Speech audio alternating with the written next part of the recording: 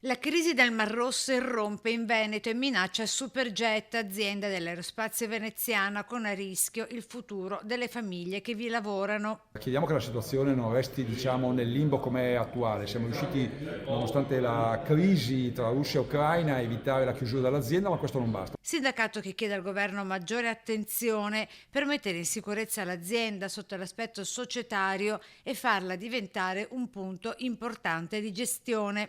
C'è troppa incertezza, c'è bisogno che il governo sciolga una serie di nodi diplomatici sicuramente molto delicati, ma per dare a Superjet una proprietà certa, degli equilibri sicuri e la possibilità di poter investire sul futuro. Questa è la principale richiesta che facciamo. E se da una parte il ministro Crosetto chiama a raccolta i riservisti italiani per questa guerra ibrida, dall'altra la preoccupazione per gli sviluppi della nostra economia, specie, dice il sindacalista, per chi ha forniture elettroniche e tecnologiche provenienti dall'Estremo Oriente. Il settore metalmeccanico non è in crisi, c'è un certo rallentamento che rischia di essere accelerato appunto da questi venti di guerra, dalle crisi che i commerci mondiali stanno avendo. Oggi ogni impresa lavora sul piano mondiale e questo riguarderebbe tutta l'Europa. Noi vogliamo sperare che la situazione diplomatica non porti a tracolli da questo punto di vista.